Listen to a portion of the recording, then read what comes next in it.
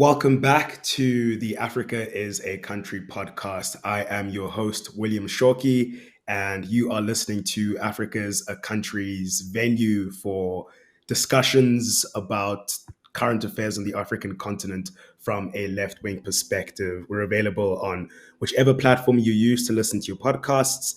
Please subscribe as well as give us a review. Tell us what you think, give us any feedback. We appreciate all of your support and all of your criticism and encouragement. So today is going to be a great episode, but before we get into that, let's recap what we spoke about last week. It was a wonderful conversation with Kumba Toure as well as Maram Gay on the struggle for women's rights in Senegal, spoke about gender-based violence, spoke about feminist organizing, and it was really wonderful. So be sure to check that out. That episode is live and available to you. And with that out of the way, let's talk about today. Now, I think it's important to mention what day we are recording this episode. It is at the moment Thursday, the 24th of February. And I just want to read a little excerpt from an article that we published on Monday, the 21st of February. It was written by our founder and editor, Sean Jacobs, and provocatively titled, "The Russians Are Coming, the Russians Are Coming." Sean asks the question of, where do African countries fall in the threatened invasion of Ukraine by Russia? Will African states side with the US or with their European allies or with Russia? Now, today, that question is no longer academic. It is live, it is pertinent. Russia has invaded Ukraine, and many people are wondering, what does that mean for the continent? So joining us on today's program to help us answer this question is John Lechner, who is a former financial analyst, now a freelance journalist. He writes on the politics and languages of the former Soviet Union, Turkey, and Africa, with a special focus on the Central African Republic. He speaks Russian, French, Turkish, Georgian, Chechen, and Sango. Pretty remarkable. He recently graduated from the Master of Science in Foreign Services program at Georgetown University School of Foreign Services and is a contributor to Africa is a Country. So, John, thank you so much for making the time to come to the program. Thanks for having me. I appreciate it. So I think the most logical place to start is a question I've been bombarded with today from friends, family, just anyone I encountered throughout the course of the day is, given what's just happened, which is Russia proceeding with its invasion of the Ukraine, why? And if you listen to sort of mainstream media or talk radio or whatever venue it is, a lot of the rationale for the invasion is kind of simplistically being reduced to Russia's protest against Ukraine being included in NATO, which is not the whole story. So to ask you to answer a big question at the beginning, sorry to throw this at you right away, but just for our listeners, and especially our listeners on the continent who maybe have not been as clued up to the issue now, because for a while it's kind of had this existence on the periphery, at least while the buildup began at the start of the year, but now it feels very, very real. Why? Why has Russia done this? Sure. Well, I think, first of all, thanks again for having me. I'm a huge fan of the podcast and a huge fan of Africa as a Country. And so it's an honor to be here with you today. And thanks for starting off with a question that I will inevitably fail to answer correctly. I think, why are we seeing large-scale military operations today? That's a question that I think a lot of experts, a lot of people who are much smarter than me and really specialize on the inner workings of Russian politics, Vladimir Putin's leadership, his regime, his inner circle. It's still what happened today. I still caught, I would say, most people off guard. They did not see these types of large-scale military operations targeting of outside of Kiev, major cities, deep within inside Ukraine. They did not see this as a possible outcome, or they saw this as a less likely worst scenario. And I think it's become increasingly clear that the worst scenario was the plan all along. We're seeing ground invasions, likely with the outcome of trying to topple the Ukrainian government, likely installing a Russia-friendly regime, and what I think would essentially mount to an occupation. So those were all things that people were expecting as a worst case, most extreme scenario, and that's what we're seeing now. So I think for everybody, this is a very humbling moment in time because it's clear that many of us actually don't understand why these actions were taken. So with that being said, as you said as well, it's impossible to say that to whittle it down to just a simple binary Ukraine and NATO, not in NATO, and that's why Russia invaded. There's probably several reasons for it, NATO being one, that the Russian state has over time seen the expansion of NATO as a threat. It also is the fact that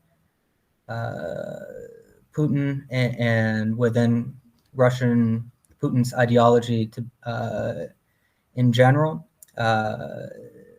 there's a belief that Kiev is the original seat of Russian culture, where Russian culture orthodoxy began, and therefore Ukraine itself is a natural component of Russia, and that the separation between Ukraine and the larger Russian state is a false one, one that has come about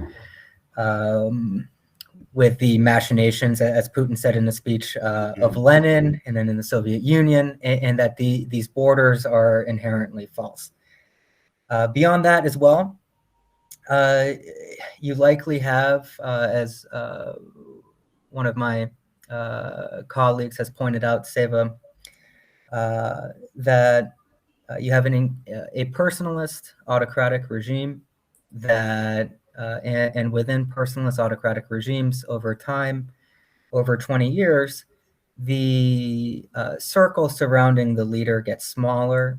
The ability for good information to reach the leader, non-biased, open information becomes increasingly scarce, and you find yourself in an echo chamber where certain internal logics all of a sudden become much more rational, and it's likely that Putin and some of the people who are providing Putin with information are overestimating the welcome that they're going to receive from the Ukrainian population, of both Ukrainian and Russian speakers, by the way. They're probably underestimating the costs. And as with any war, every war starts with one side being more optimistic than the other. And so what we're witnessing now, I think, is a mesh of many things and reasons that have changed over the decades too. But there is no one reason. Those are just a couple that we can posit. That was tremendously helpful for an answer that caught you off guard. So thanks for that. And I think people will really appreciate that. And you said something which I think is especially resonant for me about how all of this is a very humbling experience, because our efforts to try and approximate a rationale for why this is all happening have proved in vain time and time again. And I think, you're right that really the lead resource to try and know what's behind Putin's mind is what Putin says. That speech on Monday, I think, is as close as we'll get. And I read a really good analysis of that speech by the political theorist Branko Milanovic, which I'll direct listeners to. But thinking about that theme of not really being able to get at what motivates Putin's machinations and Russia's broader sort of political maneuvers. When it comes to the African continent, there's a similar line advanced as to why Russia is involved in the continent, and we'll get into the specifics of its involvement in a moment. But just to give a sort of sense of it, I want to read a paragraph from the piece that Sean wrote on Monday, where he says Russia's presence in the continent is growing, especially militarily. Yes, that means mercenaries. The Associated Press recently published a map showing Russian mercenaries in nearly 20 countries on the continent where Russia is operating. Those include Libya, Guinea-Bissau, Guinea-Conakry, Nigeria, Chad, Sudan, South Sudan, Central African Republic, the Democratic Republic of Congo, Zimbabwe, and Botswana. So we get from that a kind of picture of Russia's involvement on the continent in one form or another as being vast. And over the years, this has been attributed to Russia. Similarly, China's portrayed in this way as trying to expand its influence on the continent, trying to export its political ideology, and bring African countries under its network of control. And in your writing, you've said it's a little bit more complicated than that. Could you tell us why? Sure. It's another very big question. We don't shy away from the big questions on yeah, absolutely. So yes, I think there are a couple of narratives that kind of almost knee-jerk narratives that have historical precedence in the Cold War, especially, and even further back to colonialism, which see, I mean, you don't even have to be very nuanced about it. You literally see different analysts describe what's going on in Africa now as the scramble for Africa 2.0 or something along those lines. I mean, those are clear historical references to colonialism and following colonialism, the Cold War. And so these kind of very simple narratives of countries like Russia spreading or seeking influence for influence's sake without ever really defining what influence actually particularly means. It's a word like stability. It means what the speaker or the listener means, but it's rarely defined. These kind of simplifying narratives really mask the nuances behind it, because I think that they ultimately imply that there's some sort of master plan behind Russia's presence in Africa. And we tend to,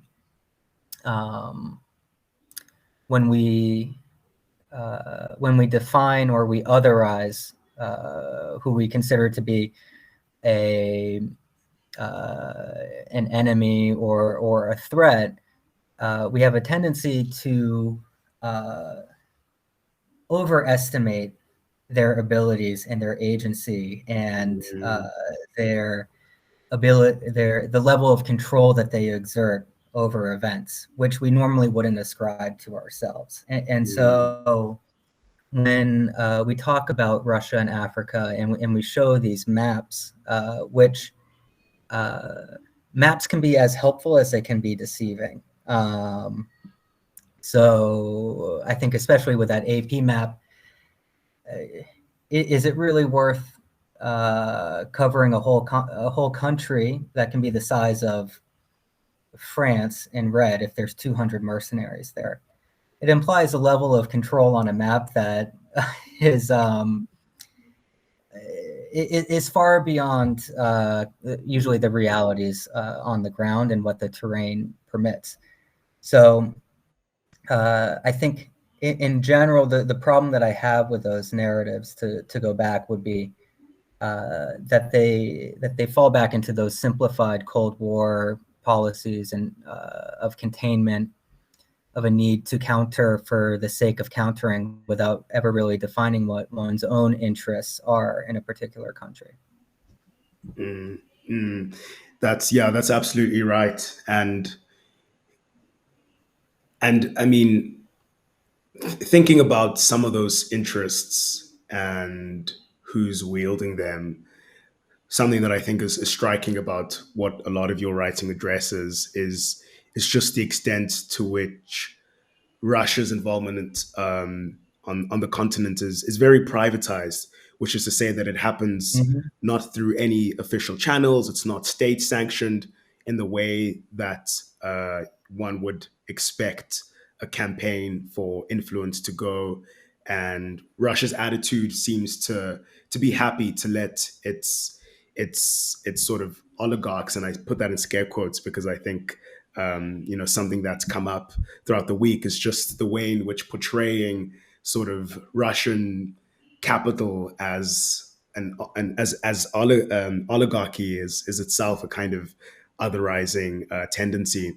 But it's happy to sort of let those affiliated to the party state to get involved in Africa, and a chief way in which this involvement has manifested has been through mercenaries, and it's kind of Mm-hmm. it's kind of concentrated to a number of actors. This one guy that you speak about, who's the owner of the Wagner group, Yevgeny Prigozhin, and his got a footing in the Central African Republic and other places on the continent.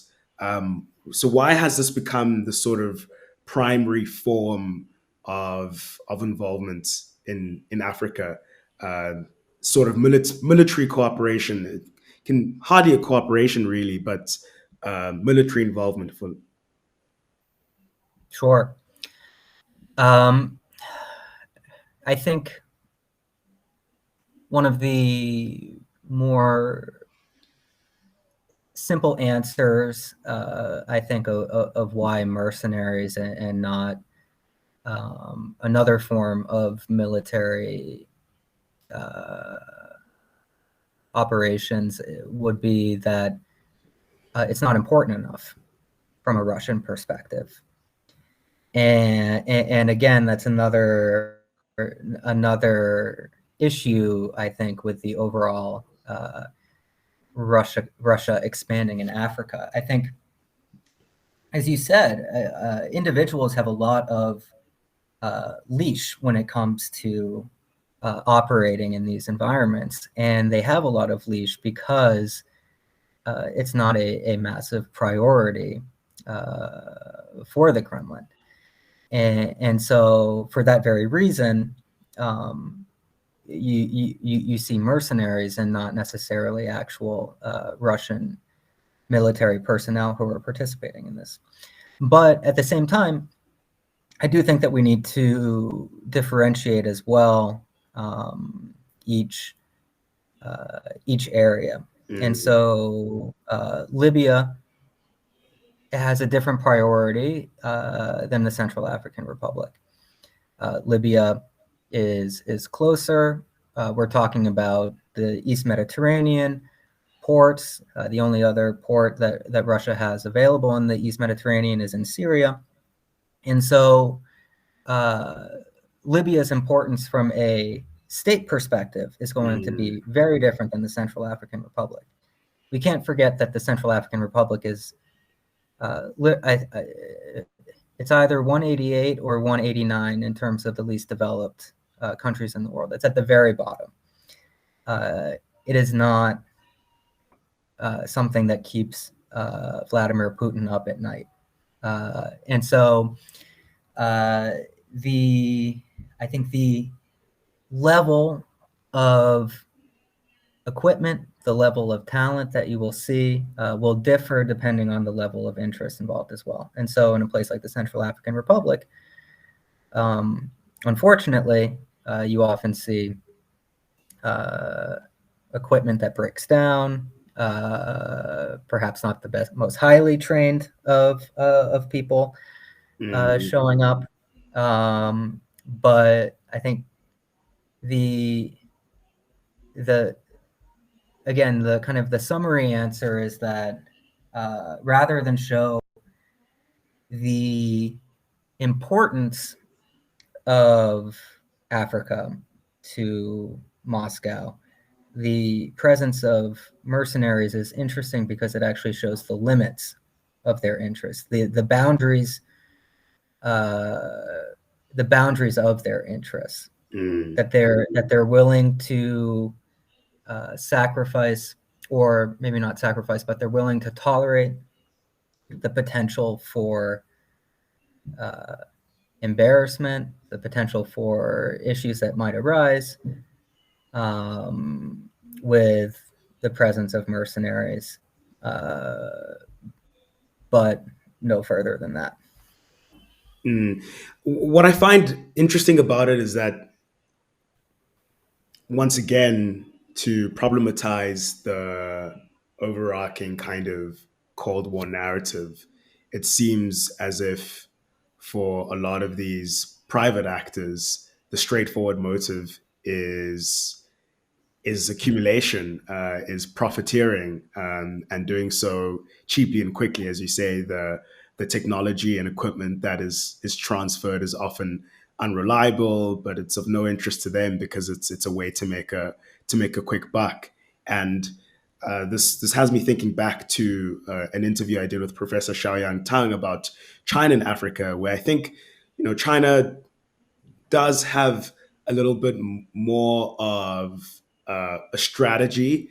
But even then, the strategy is straightforwardly driven by political, economic, and material interests. It's not some effort to try and aspire to great power, influence, but to make money and expand the the places where you make money, which in ultimately is actually consistent with theories of imperialism. That's the primary reason why imperialism takes root, is finding more places to make money, Yeah. and that's primarily why Russia is or why Russia, through all of its people and companies connected to it, is on the continent.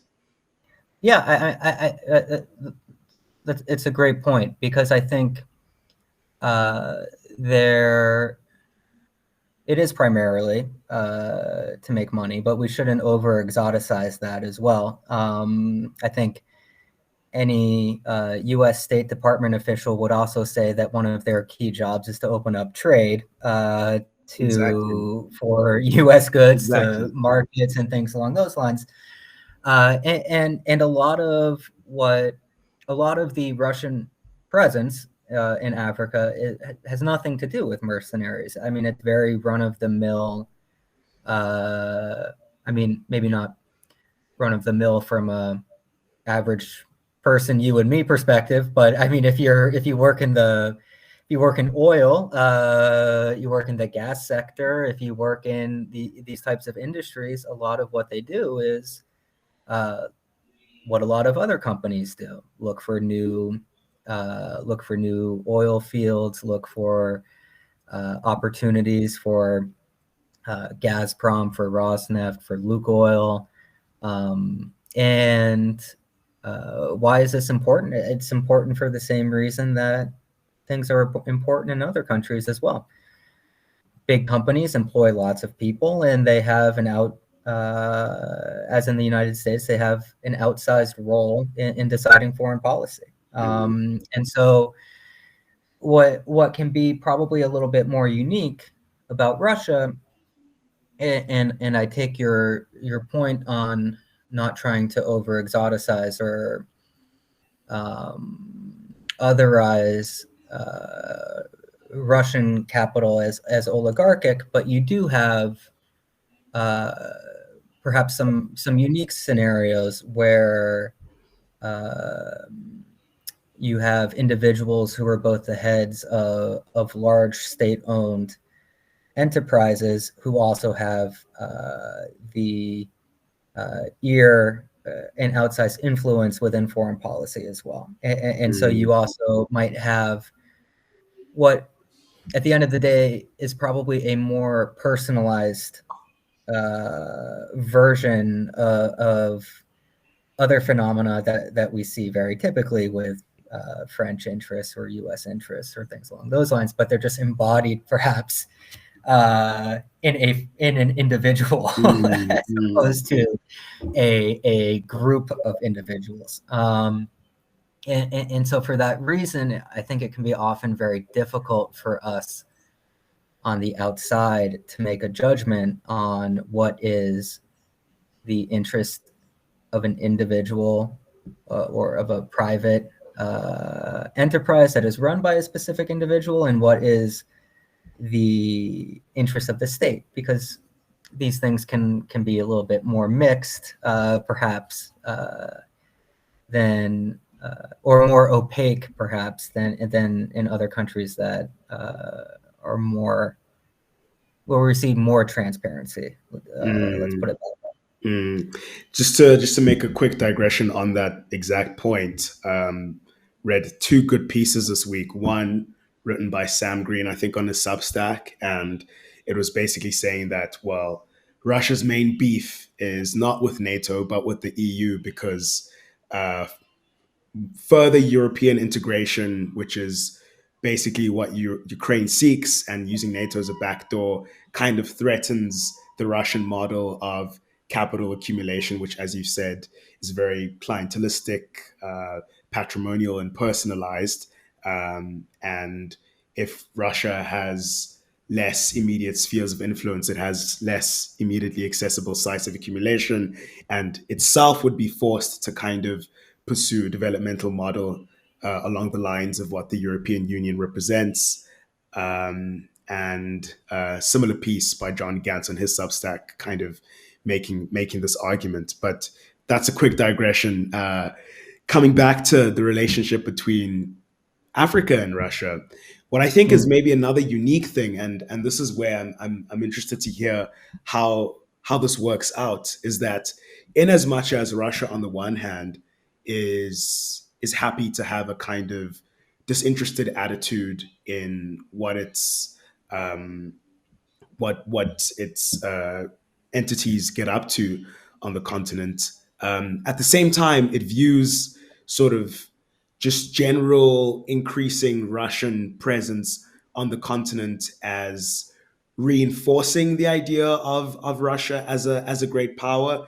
So it might not be sort of consciously seeking to cultivate its image as a great power and do so along lines which portray it as straight and narrow, but views it as somehow kind of achieving that. I think the one word you use in the piece that you wrote for War on the Rocks is that it helps it achieve the Rezavnost, which is great power status. So how does, I mean, once again, this is us trying to sort of enter the minds of Russia, but how does it figure its ability to both simultaneously kind of maintain this fairly blasé attitude, kind of uninterested in the repercussions of that, but at the same time, it contributes to the idea of Russia as being a great power. So I'm super good I'm super glad that you asked that, because as I was talking earlier about the narratives, I was realizing that I was forgetting a couple of the main points that I wanted to say. But so how does that work? I think in multiple ways.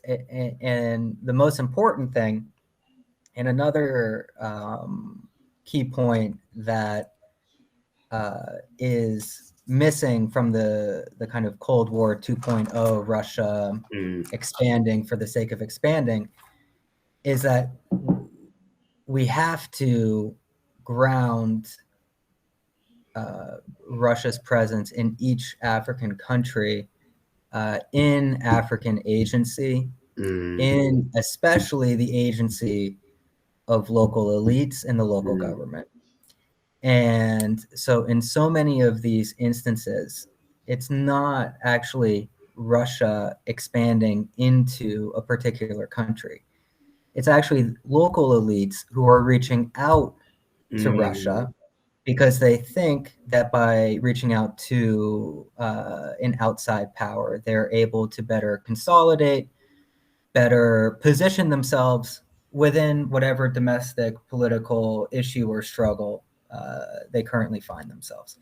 So ultimately, when we're talking about this, I mean, all geopolitics is ultimately local. When you get down to the local level, it is local actors who feel that they can gain some sort of advantage over competitors by reaching out to or leveraging outside help. And so we saw that in Libya with Haftar. We saw that with Touadéra in the Central African Republic, that he felt his position was weak, that there could be a potential coup. He reached out.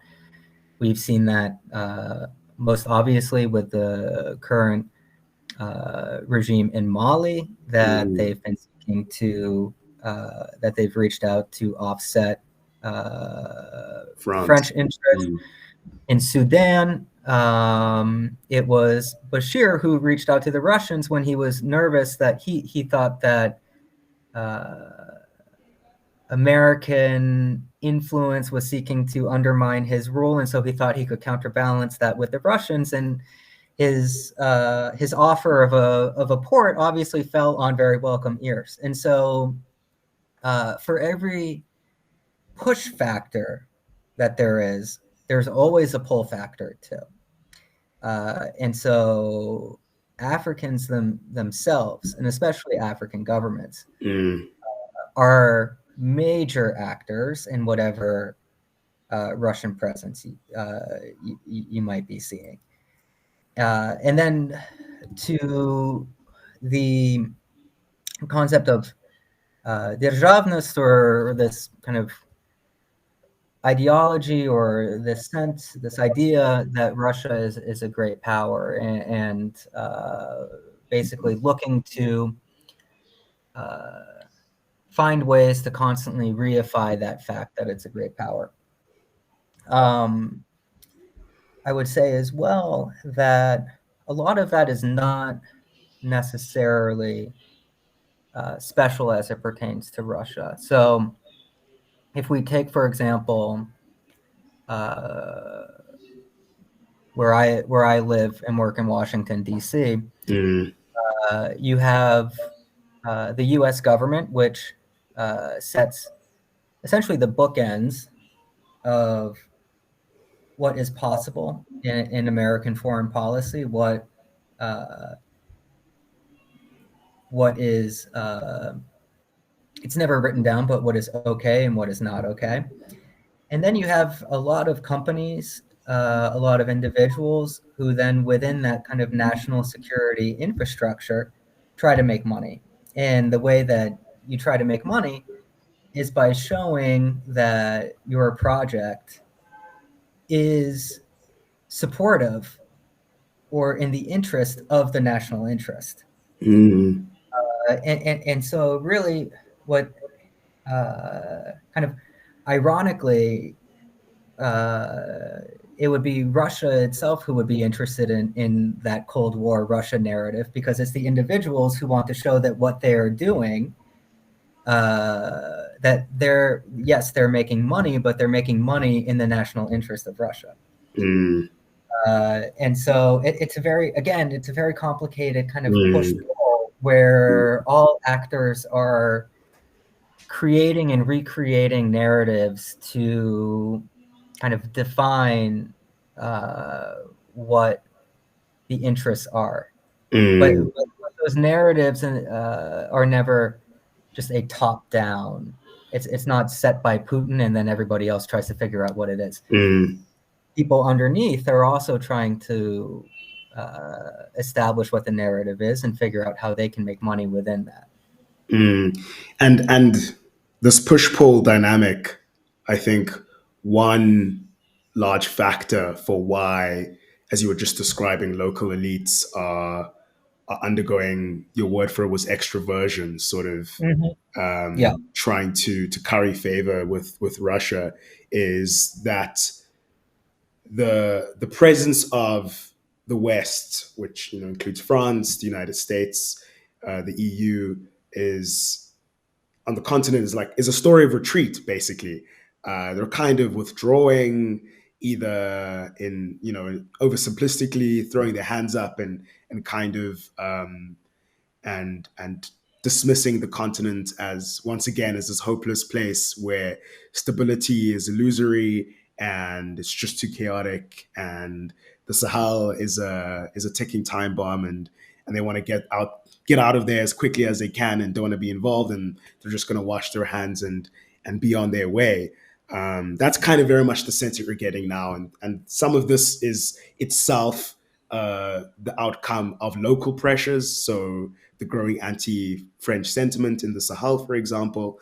And so as this retreat is happening, local actors seek greater collaboration with other foreign actors, and in so doing, find a meeting of the minds of sorts. So, it occurred to me now that this wave of coups, which is now a sort of recurring topic on the podcast lately, because we're trying to grapple with what does this mean. It's sort of given a new lease of life to anti-liberal sentiment on the continent. So in very broad strokes, seeing the return of arguments which are critical of liberal democracy to court often. So never kind of liberal democracy as the vehicle through which neoliberalism happened and economies were devastated, but almost a kind of an argument intrinsically protesting liberal democracy conceptually and what it means, and at the same time kind of indicating a preference for strong arm regimes. So it seems like that's also another place where you give Russia a place to kind of enter and be in natural alignment with a lot of the people seeking their entry, because Russia also wants to encourage, maybe not in any kind of overactive sense, but is similarly anti-liberal, and similarly pushes that worldview. Yeah. Well, I think, it's a very interesting time right now, and I think, especially when it comes to the Sahel, one of the major, and I wrote about it in that piece, one of the major criticisms that Western countries lob at Russia or Chinese, or the Chinese presence as well, and the Chinese government in Africa, is that they support autocracies and illiberal forms of government. The problem with that, of course, is that so has the United States, so has France. Yeah, exactly. Yeah. And obviously that doesn't cut it. Like people can recognize that hypocrisy, and so the United States and France have made a lot of, especially since 9/11 and the war on terror, have really paid lip service to democratization, especially in areas where they've been particularly concerned about jihadist movements and extremism, for the simple fact that they would have preferred the stability of an autocratic regime to what would be, I mean, we have to face it, democracy is actually inherently unstable. Yeah, absolutely. It is a competitive elections. I mean, they are conflictual. There might not be arms, but it is an unstable environment. Obviously, the stability that autocrats offer is often very surface level and ethereal, but there's always been kind of a preference for stability, which in reality just means status quo, which in reality always meant the authoritarians who are already present. And again, same issue as before.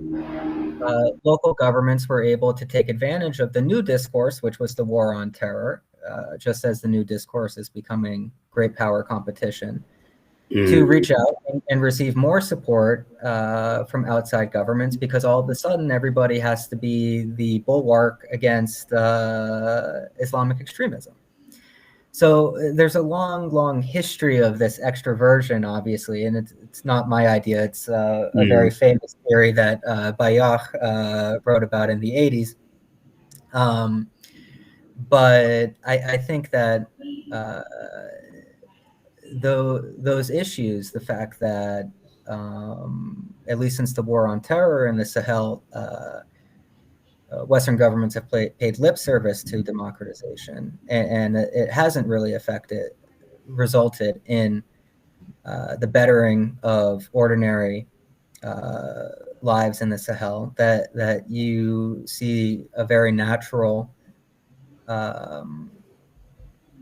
response to it now, and one that some of these leaders have recognized as an opportunity to take advantage in kind of these populist coups.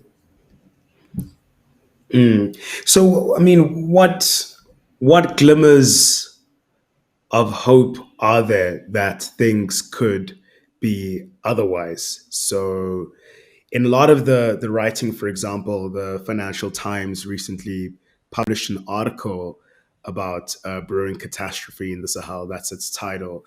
What its sort of prescriptive comment is to say that the only way out of this powder keg of unhelpful foreign interference is for the EU to play a more positive role and encourage meaningful democratic initiatives that reinvest power in the hands of the people. And in other places, it almost seems like the alternative is to hope for a strategic transformation on the part of the West, to say that rather than pursuing retreat in the face of its abysmal failure to achieve anything by being in the region for reasons that you've just outlined, where it's similarly also propped up autocracy, it should come back and do the opposite. So, but that seems, I mean, on first flush, that seems awfully kind of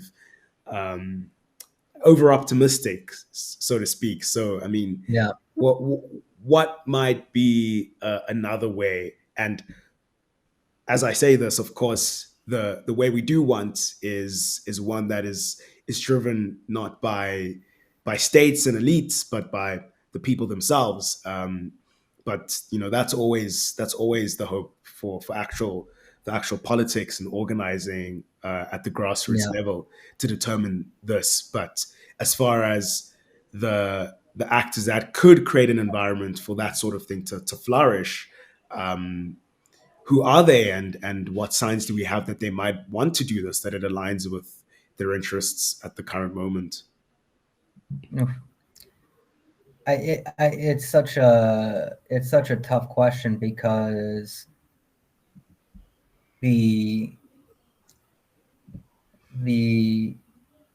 overall structures that are in place um, that render some countries and some people always the interveners and others the intervened are so overwhelming and difficult to change that I'm not sure there's any specific, really any intervention that would be possible that would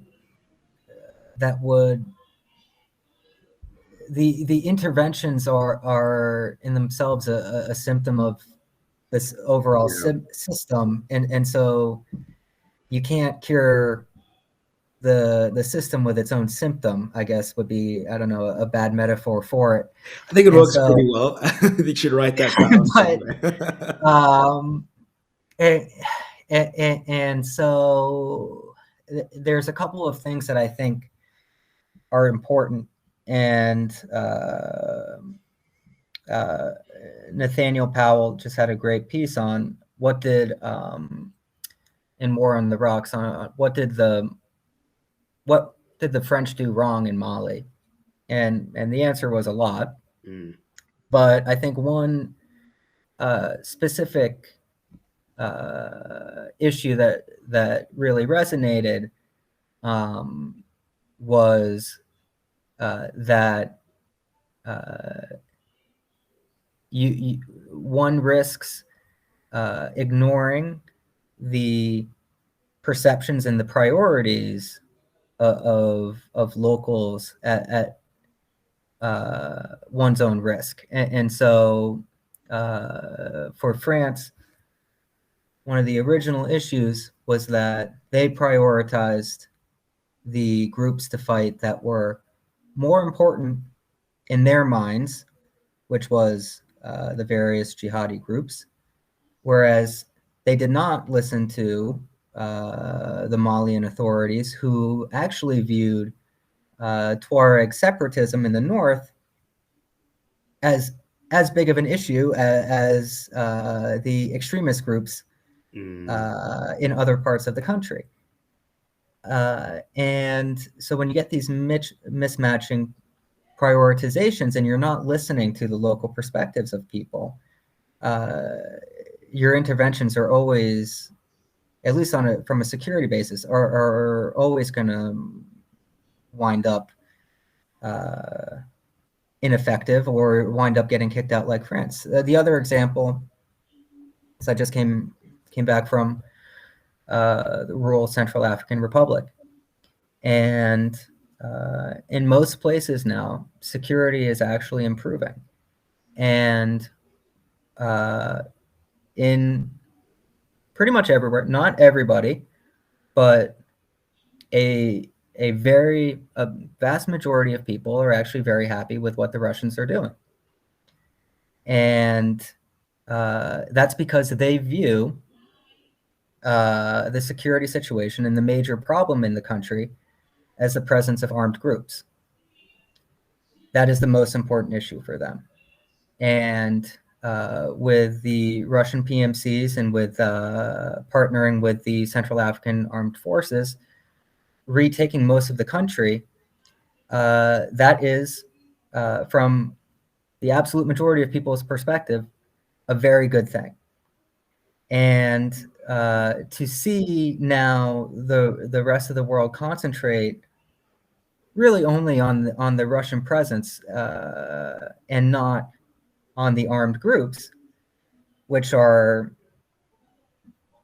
just as bad, if not worse, you're absolutely missing what locals want. And it's absolutely going to result in some sort of gigantic misunderstanding, which has already occurred in CAR, and which we saw occur again in Mali.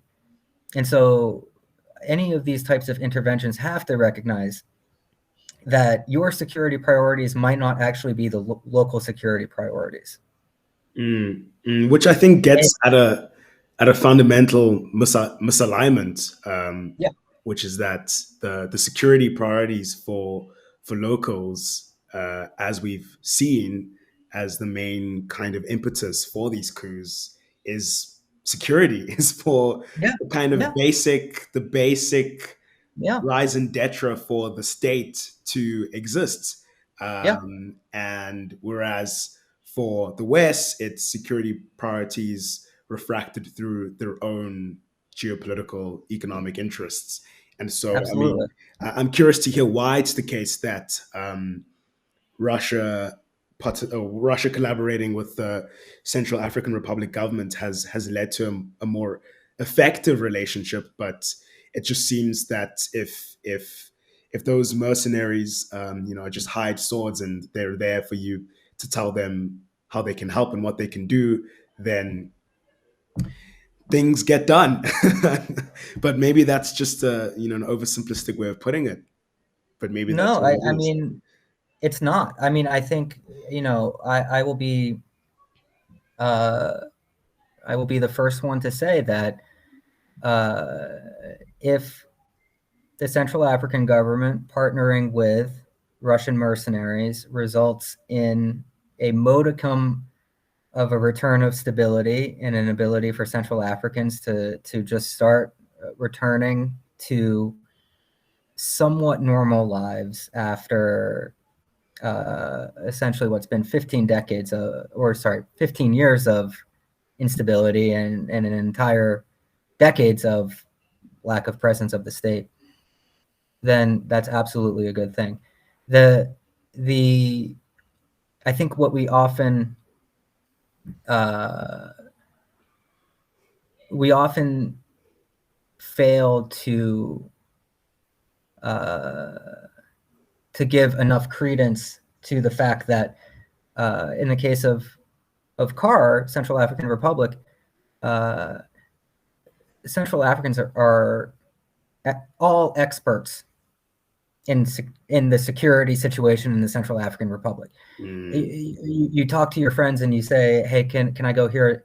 And it's like it's like there are these networks that of how people are able to tell each other what's safe, what's not safe. It's like a spider checking the threads or checking the pulse, and they all seem to know right away whether or not something's good or not good. And they are all experts. They are all aware of the trade-offs, and they have the full information, and they know that they are choosing between a predatory armed group and an imperfect state. And those are the choices. It's not a choice between bad guys and good guys. And all Central Africans want the return of the state, however imperfect that might be. And so we discount that to our own peril. And we geopoliticize that as well to our own peril as well.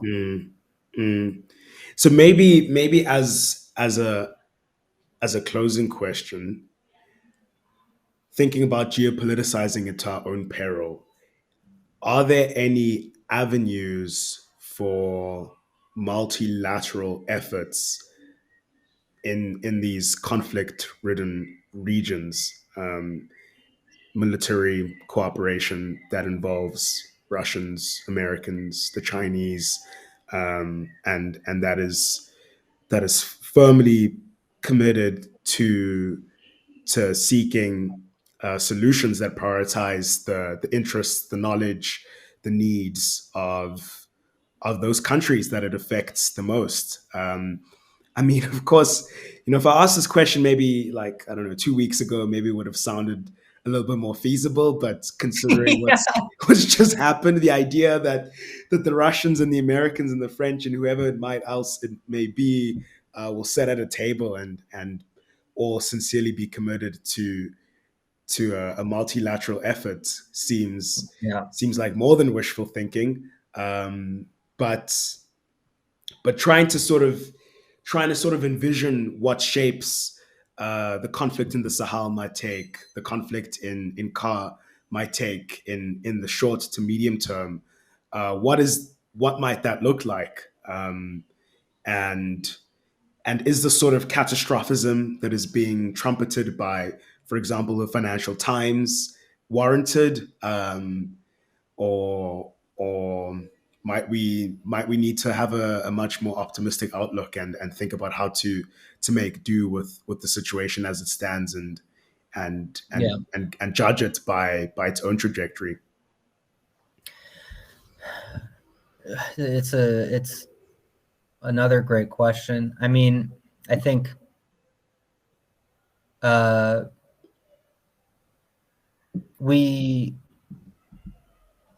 don't think that we should necessarily prophesize catastrophe, because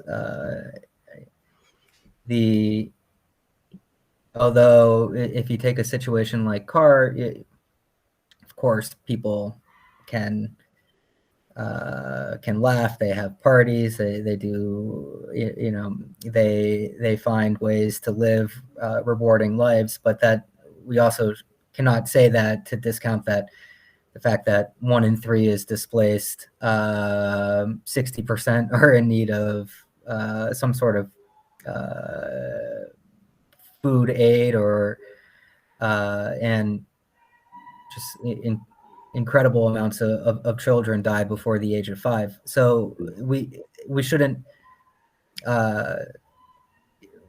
say that they're just victims and we and there's nothing to do. But we shouldn't as well. We shouldn't kind of be overly optimistic about where we are right now in a lot of these countries. I mean, people are really suffering. The Western interventions in the Sahel clearly have not been successful, and I think clearly the many citizens of these countries are actually do not judge Western interventions by their intentions, but by their results. And unfortunately for the Western interventions, the results have been that things are worse. And so we shouldn't be surprised when they say, well, this, it's worse, that when we say that wasn't our intention, that they don't think that's good enough. And we shouldn't, therefore, we should certainly have a certain degree of humility when it comes to the problem now. And we certainly shouldn't make an effort to try and counter the presence of Russian mercenaries on the continent, because we'll only contribute further to a securitization process that has so far, at least when it comes to the war on terror, only made things worse in the countries that this has happened in. And especially in a place like Kar right now, where you actually have a modicum of stability returning in many parts of the country, which is something that I think a lot of humanitarians and officials will admit off the record. Obviously, it certainly means that perhaps the best way, you don't necessarily have to cooperate and sit at the same table, but perhaps the best way is to look for other ways that one can contribute to the numerous infrastructure issues and building roads, working on issues of aid distribution, so many other things that are ultimately underlying factors for why conflict developed in the first place, and that you have mercenaries to even begin with. And I think those are the things that these governments can be good at and can contribute in a more meaningful way than trying to counter the security presence of another. And yeah, that the idea that one should not counter the security presence of another made me think of a point Professor Tang made on the episode we did on China, where he pointed out that in many ways there's already sort of multilateral entanglements in practice when it comes to sort of Chinese Western involvement on the continent, insofar as that for one project you could have at different stages of the project's life a Chinese contract interacting with a Western one, and maybe it's just about Mhm. not trying to stifle that kind of organic cross involvement across the board. Yeah. No, absolutely not. China building roads and infrastructure. I mean, yes, there might be examples of issues here and there, but I mean, overall, that's a great thing, and we should all treat that as a great thing. And if people's security improves, and it's not because of us, but because of someone else, then that's also a great thing too. But we should focus where we can focus, and we should, of course, call out human rights abuses and issues when they occur.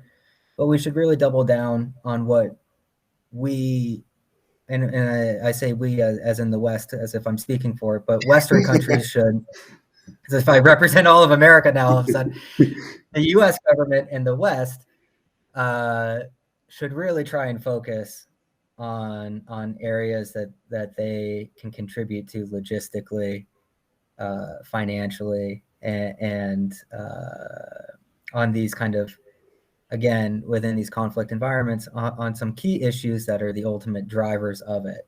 Because if there's no conflict, it's very tough for mercenaries to be there. Yeah. That's not their business model. Yeah, exactly.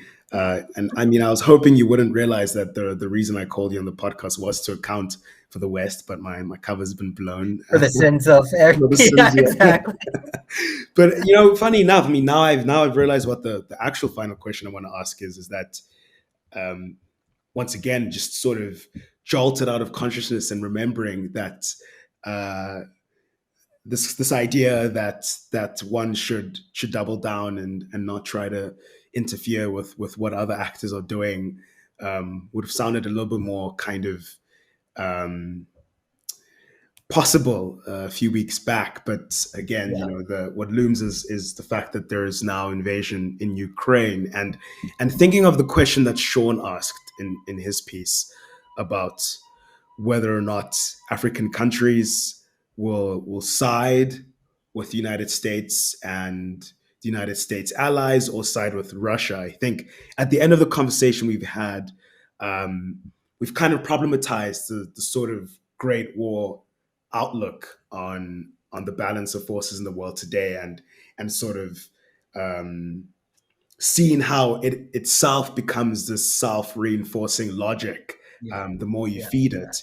But were one to answer that question, especially thinking about on the one hand both African states and the elites which govern them wanting to leverage their own interests through such allegiances, and the possibility that a lot of this unfolding war is going to play out in the sort of halls of multilateral governance in the United Nations, in whatever else it might be.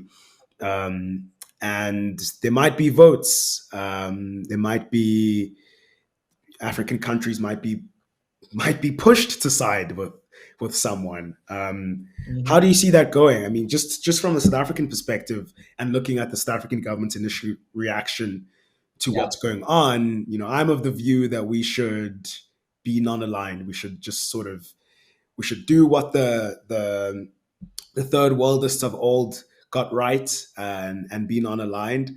But there's many people who are sort of imputing on the part of the South African government that it's got an attraction to the Russian side, just given sort of previous associations with some of our elites here with the Russian government, chief of which is former President Jacob Zuma, who is infamous for corruption in the country, and wanted to invite the Russians to participate in that. But long-winded way of getting to the question of, push comes to shove, were it to be a matter of African states having to pick a side, how do you see that playing out in lieu of what we've just discussed? I think you're right. I think the unfortunate takeaway, and we're recording this on the 24th, and so I don't know exactly when this is going to come out, but hopefully in the next day or two, want to get it out. Well, in the next which is a day or long two, time. Is a long any of the time. things I'll say about Ukraine will be wrong by then. And but I think there's a couple of important things. The first is that the people who are going to suffer immediately from this are the Ukrainian people. Absolutely. The second group of people who are going to suffer pretty immediately from this are ordinary Russians who are going to have to deal with the repercussions, and the soldiers on both sides who are going to have to die in this war. And unfortunately, I think that after that too, this will have an effect on Africa because, like you said, it's going to geopoliticize a lot of these issues. And it's going to become more of a wedge issue. And I think that is incredibly unfortunate because, as we already talked about, what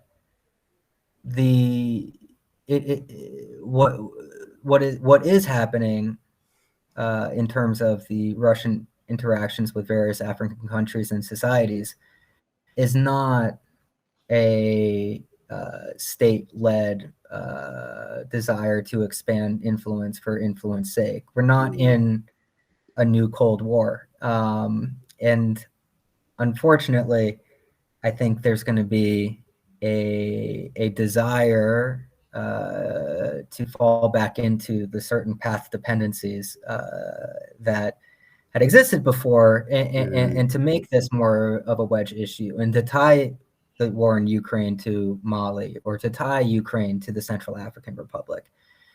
And in that respect too, it will actually unfortunately affect probably ordinary Central Africans or Malians in that way as well, whether it's from a desire to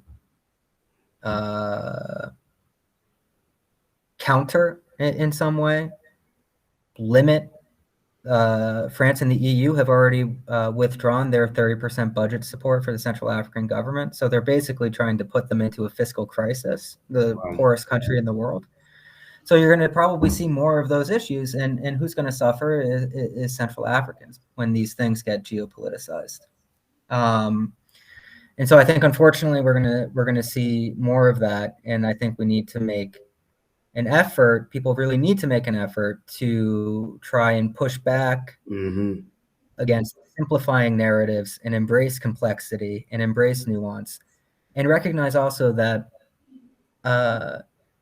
folks in different countries view Russia through a different framework than they do necessarily in Washington, D.C. It doesn't mean that they don't have the same facts. They just prioritize facts differently, in the same way that they lend importance to one fact over the other, which maybe someone in America doesn't. And a good example of that was Gaddafi in Libya.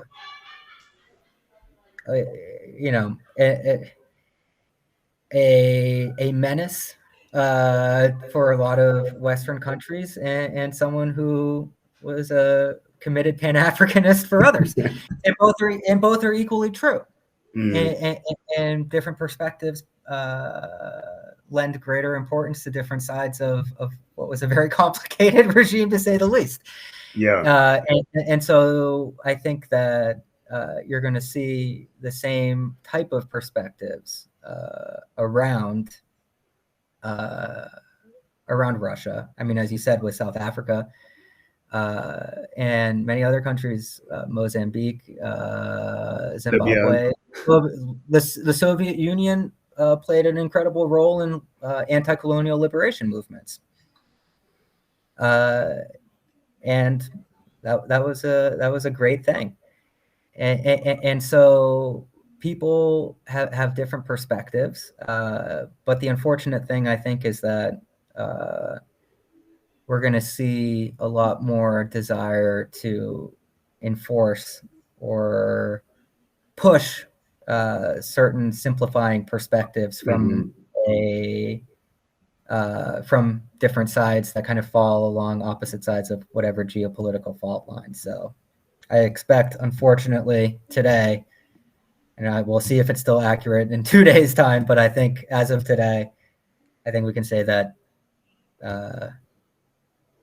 we'll see more geopolitics in the future, not less.